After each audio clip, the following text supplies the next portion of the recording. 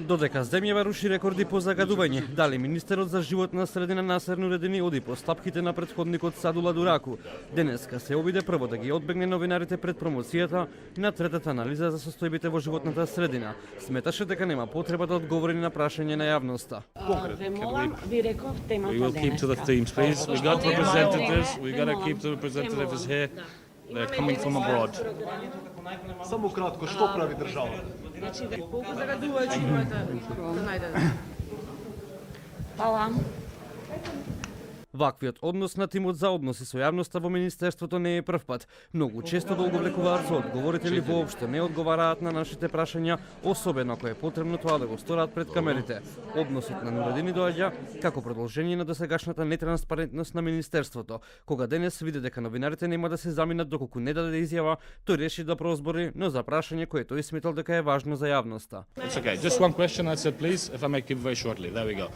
What we're doing, we've got a long-term strategy in place, of course. It is the gasification of the country. Ваквиот однос според граѓанските екоорганизации зборува за негрижата кон животната средина. Од иницијативата одвавила дека единствено што прават надлежните откако се на власт се само паушални ветувања и пиар интервентни мерки за смирување на јавноста. Реалните резултати се дека болниците се полнат од ден во ден додека надлежните анализираат без да интервенираат. Со оглед на 2,5 години дека немаме сериозни поместувања и освен најава на програми дека ќе има, дека нешто ќе се имплементира за да видиме дека после неколку месеци дека не е ни почнато, веќе не веруваме во ова. Значи, рековме дека оваа година нема да имаме ние некој драстично намалување. Преку глава ни од тоа префрлање на надлежности. Треба сите заедно да се заангажираме да направиме нешто за да се намали загадувањето. Институциите да се работат својата работа, ние да даваме сугестии, меѓутоа не е само сугестии, треба веќе да се преземе нешто на дело. Граѓаните кои што ги анкетиравме велат дека во екот на енормно загадување носат заштитни маски и седат дома. Се заштитуваме, маска ставаме, седиме во натре, не излегуваме надвор и така. Сметате ли дека надлежните институции доволно прават кога е во прашање аерозагадување? Па мислам не толку, не. Самите треба да се заштитиме за да ни биде подобро. Носиме маски за да се заштитиме и се тоа.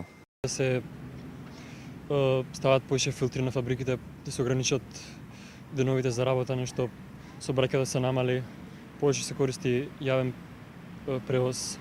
Само за 5 години над 16.000 граѓани починале како резултат на аерозагадувањето.